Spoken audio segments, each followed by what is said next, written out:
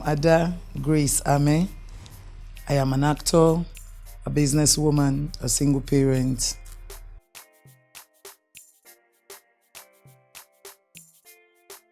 Okay, I started acting like 23 years ago. I was discovered by Zebejiro, and my very first movie was Domitila. And that was how it started.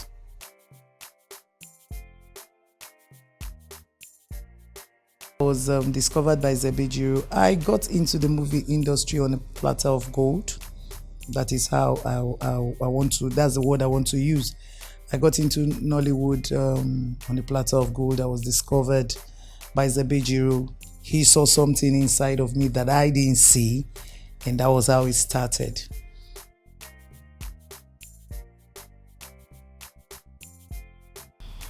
What should be added to Nollywood? The greatest virus that has that is still beating Nollywood is piracy. Believe me honestly, if piracy can be curbed to the minimal, if people begin to go to jail, if people are being arrested and they go to jail and they pay heavily, you cannot imagine somebody doing a movie investing so much. You see the film in the cinema, the next thing you see people hawking it on the street. How did it get that bad? Piracy, it's a virus and it's killed the movie industry, it's still killing the movie industry. Because I remember recently I went to Isuyu Sports and there was a movie that was barely released, not up to 3 weeks at that time. And somebody by the Isuyu Sports was hawking the movie. I was really pissed. I asked the guy, he was asking me, he didn't actually recognize me. So he was like, "Madam, buy this." And I like, God will punish you people for what you do to us, somebody else's label. For the cursing, how long are we going to curse? The piracy is really, really, really killing the industry.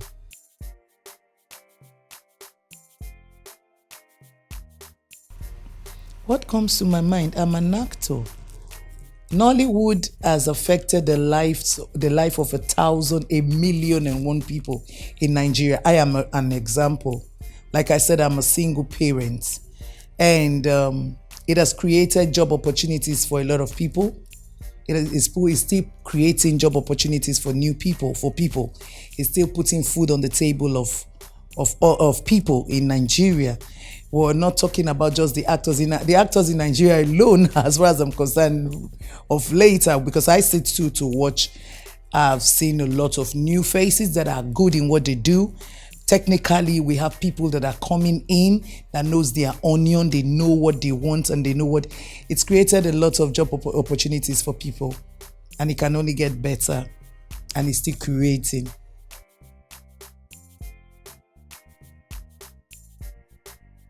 Like I said, growing up for me, I never knew. If anybody had told me my wildest dream that I would become an actor, I'll say it's a lie. What I wanted to do was, there were two things I had at the back of my mind, and the contrast is crazy. I would have really loved to be a medical doctor or a musician because I love singing. And somebody saw something inside of me, because sometimes it's possible for you to have something that you don't know about. That was how it started for me. And when I started acting, like I said, Zebejiro discovered that aspect of my life. And as soon as it came out, I started working on myself, because you can only get better by the day. When you get a new script, it's a new challenge, it's a new ball game entirely. You read to assimilate, to understand what you're doing. Most especially, you read to understand, you read to know what this is all about, to improve yourself. You watch for other people. At the end of the day, you get, like for me, little details matters a lot to me. You can be walking on the street, I can hear somebody talk, and the next thing is, I'll stop, I'll take a pause, and I'll be like, okay, mannerism you learn from the streets to anywhere. So that is how it is. It's been learning in the job for me. That is what it has always been.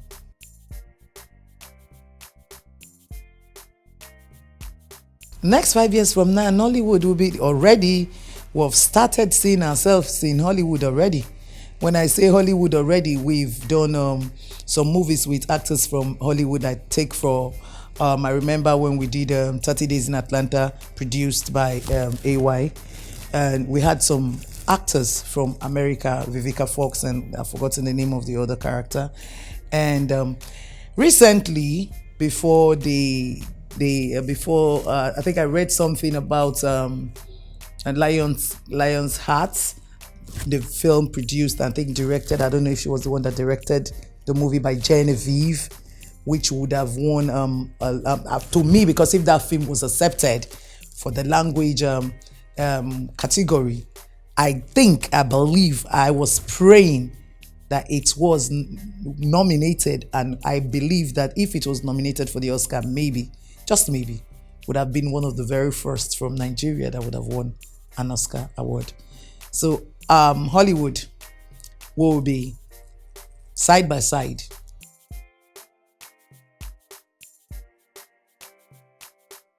We've started breaking even already. People do movies and put it on festivals. Breaking into our movies in Africa, in Nigeria especially, has been accepted in like the Latinos in South America. They watch lots of our, in the Caribbeans, they watch lots of our movies. It's not a lie. It's almost accepted already. And we have right now, the truth of the matter is that we are growing out of mediocrity. We are no longer doing, in every aspect, what we're doing, not wishy-washy jobs. People are wanting to not just invest their money, but investing their money in something good, content, something that you can sit and watch. If it is a comedy, you laugh about it. If it's a serious story, it is a serious story. So what I'm trying to say is that we've already started breaking, and we're still going to break, and we're still going to break.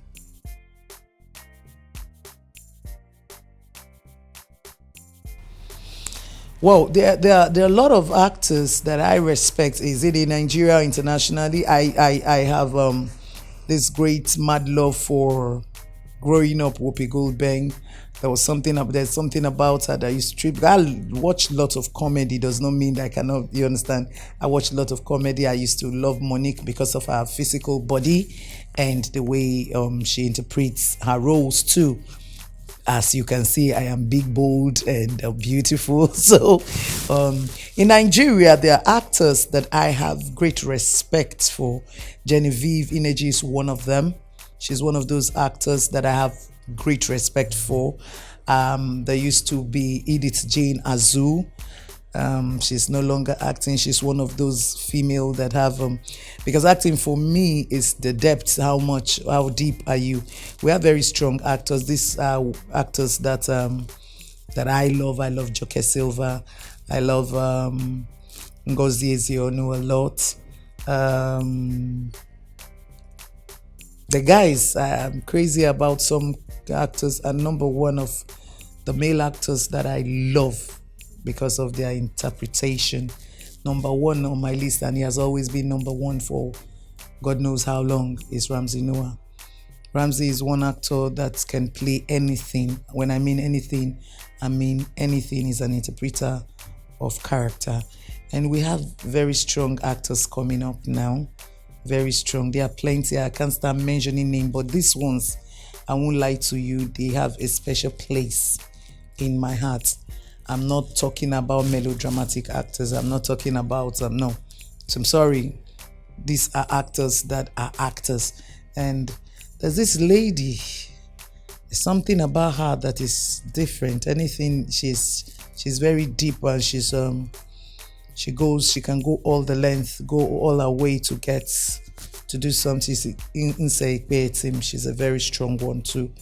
These are people that I like. I like their interpretation of roles, and mention but few.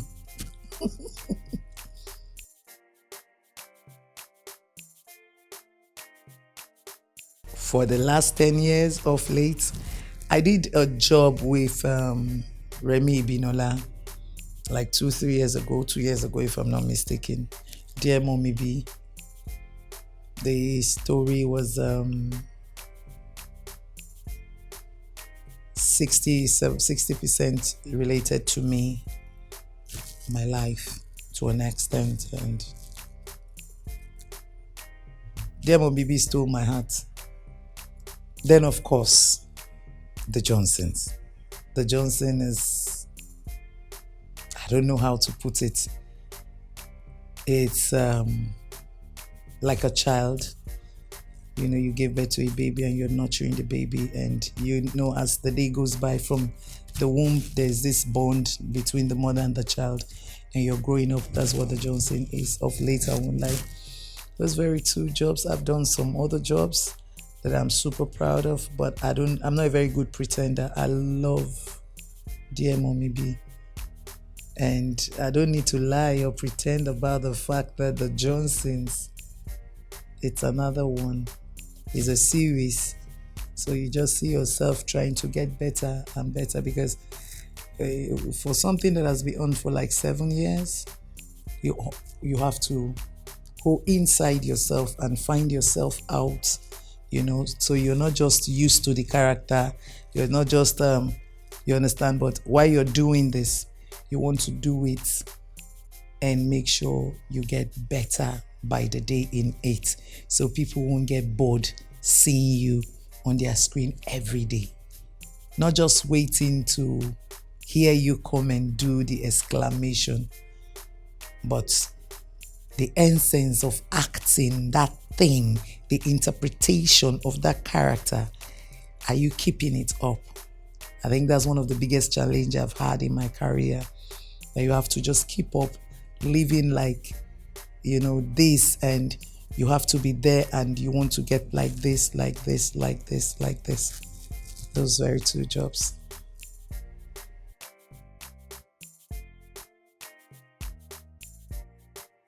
As an actor, aside being a comedian, I am an actor. I didn't say I'm an actress or a superstar. I'm an actor. As an actor, you should be able to interpret any role that is given to you. Versatility is it. I belong to the category of the actors that have been undertapped, underused. I've not been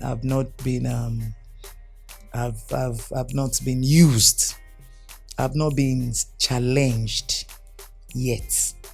When I mean challenged yet, I've not gone out of those very familiar things that people assume or think, because assumption is the mother of all lies. Like some people will tell you this, yes, I am a comedian. Agree. Because naturally I say some things and I'll be like, God, Ada, what's wrong with you? Like, I'm very spontaneous when it comes to replying you with something, you know, with a word or something. I am spontaneous.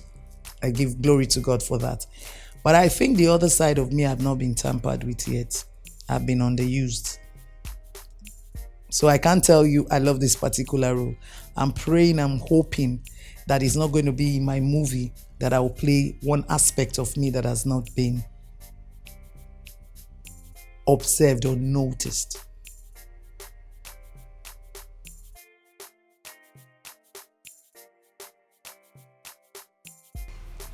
Unforgettable moments. There's so many. Just one. On my birthday.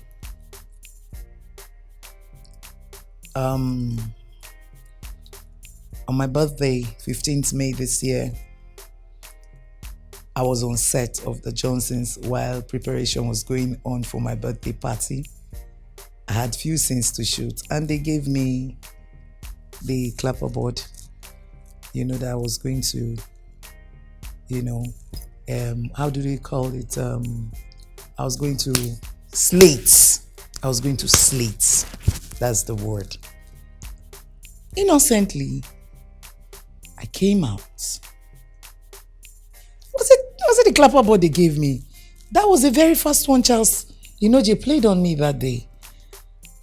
I didn't know, and innocently I was just there. We're dancing out because the scene was funny, was beautiful. And before I knew what was happening, I saw other crew members and staffs from Native Media. They were all there, and everybody was singing one song from behind me as we're walking in, my children on the Johnson and everybody. And it was, oh my God, that was one moment I can never, ever forget in a hurry.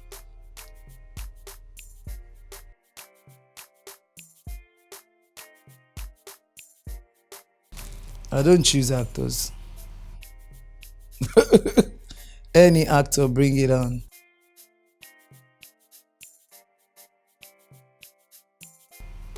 I don't know, because I've worked with so many people. And if you honestly ask me,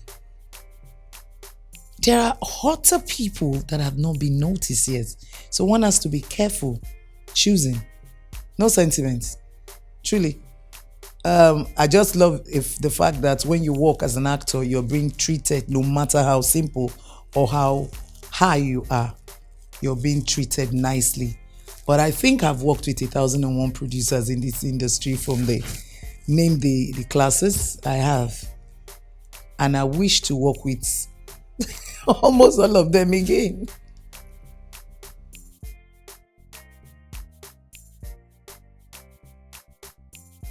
The Johnsons.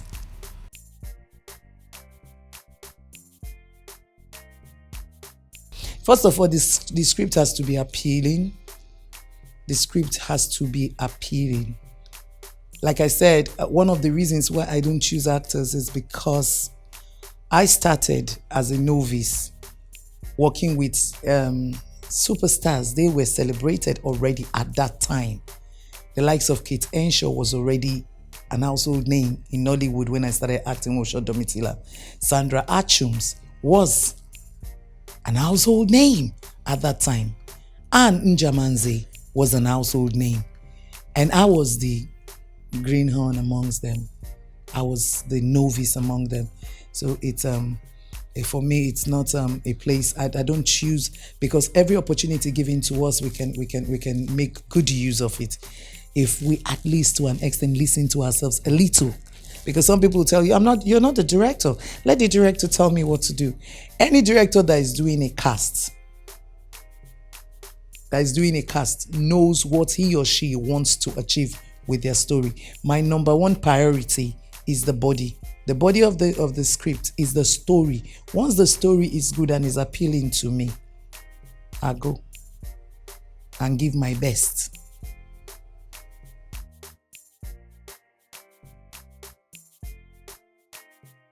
Eweleke. Like I said,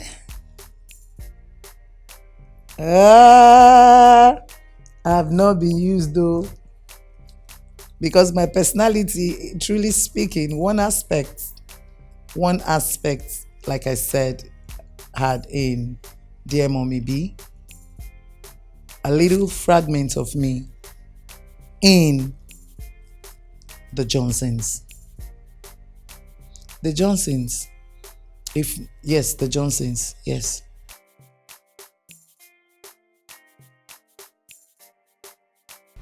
If you bring a bad mama jama for me, you will know. Something different, like I said, that has never been seen, the aspect that has never been seen, tapped. Because I speak vernacular very well. I speak pidgin very well. I try as much as I can to speak it well. Let me not use very. I like to see myself playing an elegant role, sophisticated, with plenty big grammar that has not been seen before now. A very bitchy, character. I love to someday play such roles.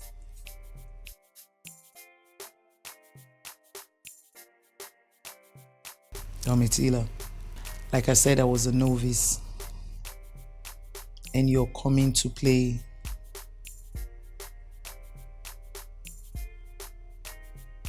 something that you barely totally have an understanding about.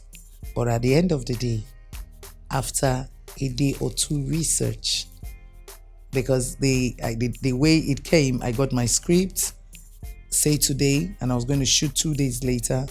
So I needed to do some underground study aside trying to assimilate what I was going to do. I mean, the role, interpreting it, I had to get into certain things too. So that for me was very challenging. Aside that, every role comes with its challenges.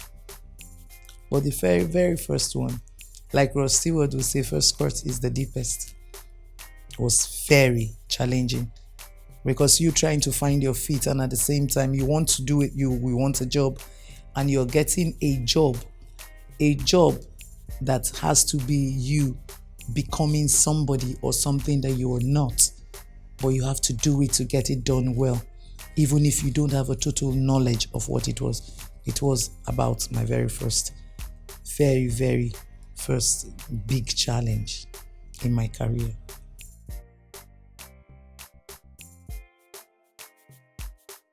"30 Days in Atlanta" and the Johnsons. 30 Days in Atlanta. Come on, which kind of mother? I don't know. A mother that will bring a goat for her children to travel abroad with and unripe plantain. She's crazy. I enjoyed playing it. It was fun. And it's still fun for me on the Johnsons because most times, when I get my script and I read, I laugh Sometimes I laugh so loud that my neighbors will be asking, "Oh, she has started again. Maybe she's reading." It's that beautiful. So for me, it's fun. Meeting with a particular set of people, you fight, you love yourself, you don't have a choice. You just don't have a choice, and you cannot wish anything less for each other than the best for each other, because as the year goes by, you people, the bond is just there and you're a family already. It's two Johnsons.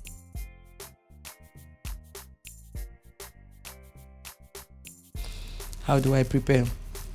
I'm an early starter in the sense that if God gives me the day to see another day, a privilege to see another day, I wake, say, 5 o'clock, and after my devotion, I head straight to the bathroom, brush my teeth, go straight to the kitchen. I prepare myself before the next day.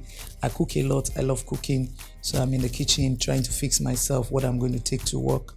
Then aside that, my script is one of those moments where I wouldn't want to have anybody close to me to read. I love to read my script beforehand. I hate a situation where I'm giving a script and I'm going on set. I don't understand what I'm doing. I'm not that kind of actor. I prepare myself in advance. I read, I assimilate, I understand. And I am that kind of actor that would love the director to tell me what he wants. I tell you what I have. This is what I have as an understanding concerning the script that I have. But what do you want from me? You tell me and we work.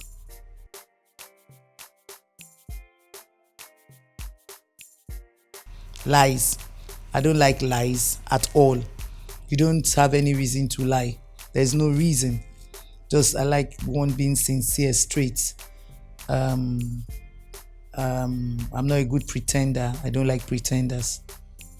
And I don't like snitches around me. I'm just an easygoing person. Life for me is simple, is easy. Easy does it all. So just be straight, be truthful, be open. No lies, no pretense, no impression creating.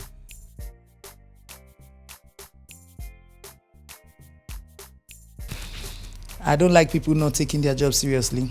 Everything your hand findeth to do according to the Bible, you do it well. No making excuses. Even if it's not in your office and you have to make that move, just do it. Let the job go. I don't like people slowing me down. I like people to be on their toes at all time, because if I wake by 4:35, I said 5 a.m. The truth of the matter is that sometimes I wake by 4:30, depending on my mood, my mind.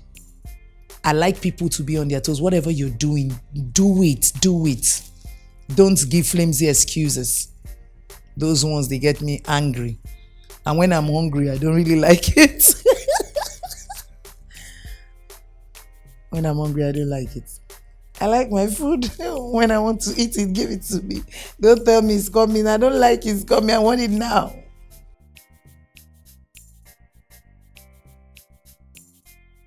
Eweleke. Aye, who is that person that I love of late so much? I don't know. Oh my God. One of my colleagues told me once that you love everybody. I don't know how possible that is. I am this kind of actor. Sorry, I'm answering your question. I'm this kind of actor. I watch just like every other viewer. I see a good job, a well interpreted role, and I'm up. I'm cheering you. You don't have to. You don't have to be my friend because I love. Sorry, that's the truth. I love my old friends from the ghetto. You know, I'm the. I don't know. I could just watch a movie and I fall in love with that person. I see that person. Thanks. I can't actually say this is the person right now. Okay, because I think I've almost met some.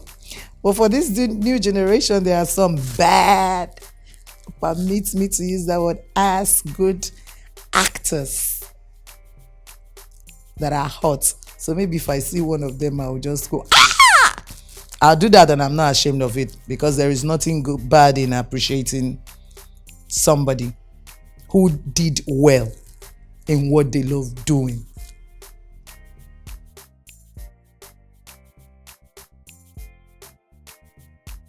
Yeah, Mommy B. And why? Because I played 60% myself there and it became my number one.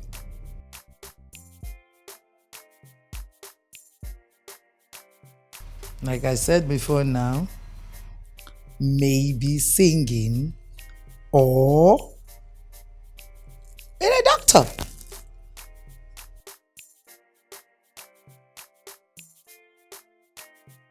Patience, being able to listen,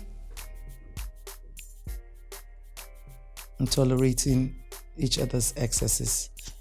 As an actor, I believe that aside the fact that you read your script and you understood the character you're coming to play, the director is the last eye. He's the man that sees. He knows what he wants or what she wants.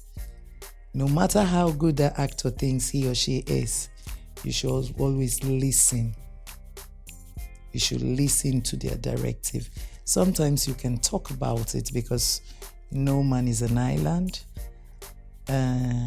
You have to listen. You have to listen. Listen to instruction. Don't play to suit yourself because it is not you that you're coming to play. You're playing a character that is not you. So you should be able to listen, being patient.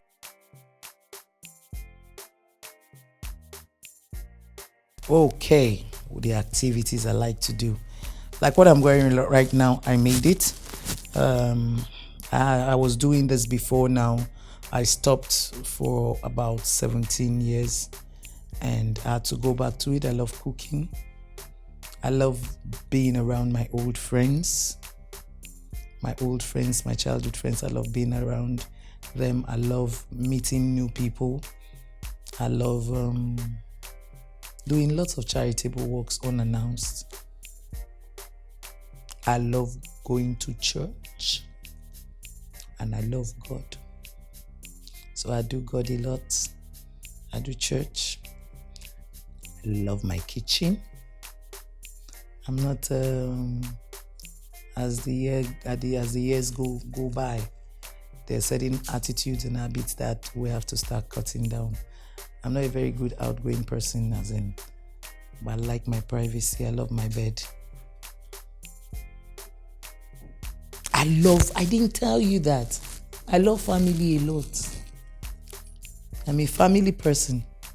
I love my family so bad. I mean it in a good way. I love gossiping with my siblings. I love gossiping with my daughter.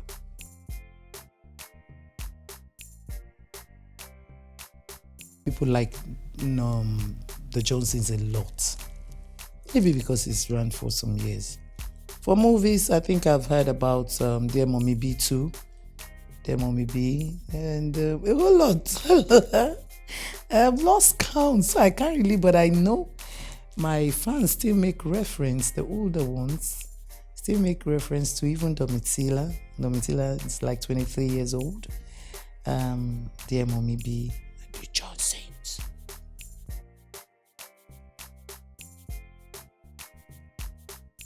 Oh my God, that aspect now want to make me cry. Because I always, not just in Nollywood, in Nigeria, we don't know how to celebrate the veterans. We don't know how to do that.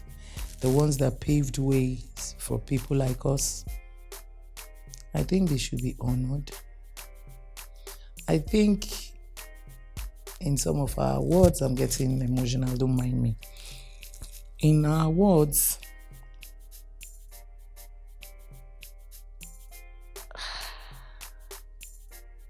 they should be supported not just in Nollywood, but the government should support them financially, because a whole lot of them gave everything they had to the craft, and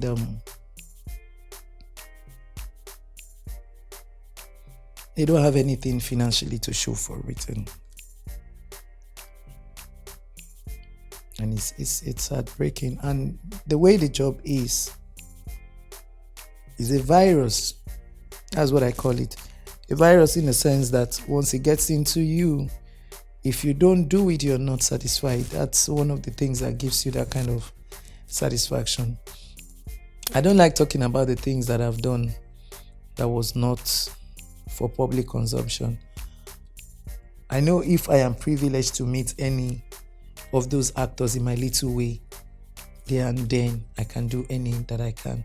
But I think it will be nice too, because African Magic Viewers Choice Award, I remember they've honored like 2, 3, 4, 5 veterans to my best of knowledge while the award was on and all that. And I think we should monetize it too. And if we have a guild that is functional, some of these people, if Nigeria was that country that everything was working well and royalties are being paid to people, I bet you these people will not look like people that you have to sympathize with. It will just be a pleasure, a lifetime pleasure, you seeing them. Because I remember the very first day I saw Nkukunle Bantefa on the Johnson set, the way I ran and hugged him, I guess he didn't understand. I was like, oh my God, I grew up watching you and I had the privilege to work with you. It was same when I did phone swap and worked with Zebrudaya. He was overwhelmed by the way we rally ran, because it's true. These are the people that paved way for us without them believing. And some of them at that time, most of them, their parents did not even trust what they were doing. That they were useless children and all that.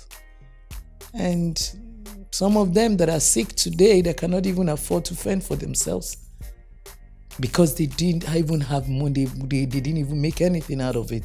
They just followed it with love. So some people now, I think I belong to the category of people that believes that even if it doesn't happen in my generation, but I pray to live to see that someday people are paid royalty. It's a right, not a favor. Because that's somebody's creativity that we're talking about. And you pay the person how much? How much would you pay that one would say, okay, it's enough? How much? We should be paid royalty in Nigeria. And I pray that it will happen someday. Because if we are, we won't be talking about these people in this manner.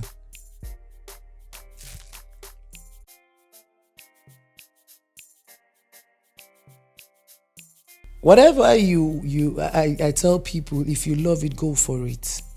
Just go for it. Don't let anybody talk you down. Don't let anybody tell you it's not possible. What is not possible? It is possible. I've seen people. Yes, they went to in Nigeria. There's this mentality. If you went to the university to study theater, that means you're better. Excuse me. Even in Hollywood, the people that we emulate, nobody gave that impression, sir. But it's not as if I'm saying that it is not good for you to be academically sound about what you are doing. Whatever you want to do, do. If you love to become an actor, go get it. But the mistake some people make is when they're coming into the movie industry, they come with the mindset that they want to become stars. There's nothing bad in becoming a star. There's nothing bad in wishing you become a superstar. There's nothing bad about that.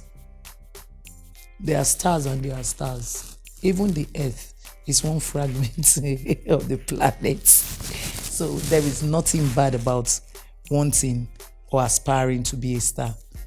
But sometimes your stardom might not just be in front of the camera. But whatever you find to do, do it well. Be resilient, be patient, be consistent. Consistency is the mother of it all. If you're patient and you're consistent and you don't give in to the lies. I've heard people say they've wanted to lure them to sleep with them. To look, they can attempt to do that. And one of the nasty things about this thing is this: a director comes to you, he wants to sleep with you. The moment he does, you say yes to him, he sleeps with you. He tells his friend, who is another director, they pass you around, and at the end of the day, you might not, because you don't know that job that will sell you. So if you have a one scene role, play it as if your life depends on it. If you have a lead role, play it as if your life depends on it. And if you've not gotten yet, just keep pushing, keep working on yourself. That time that you're not working is a time for you to work on yourself, because that is where whenever you're given an opportunity, or whenever you see an opportunity, you'll be able to use it well. So just believe in yourself and keep pushing.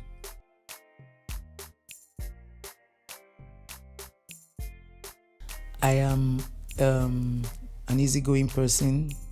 I see life differently because life has beaten me in different ways. I'm a conqueror. I'm a strong woman. I'm a very emotional person, very soft. I don't have a heart to hurt. I don't wish any evil. I try, maybe because of my frame, my body frame, the way my size is, that is how my heart is. I love with all my heart. I'm not a good pretender. And I'm an emotional person.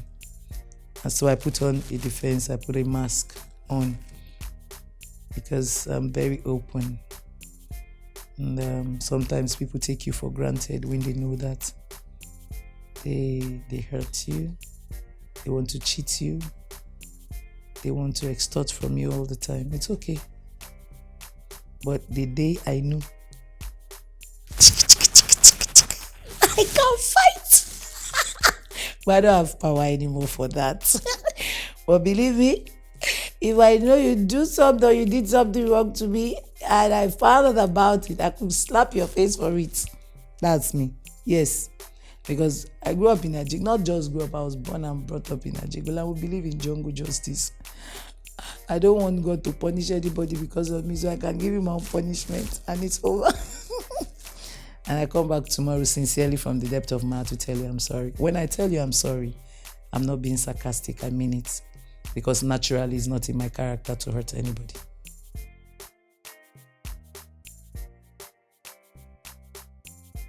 Chief Ada Ameh.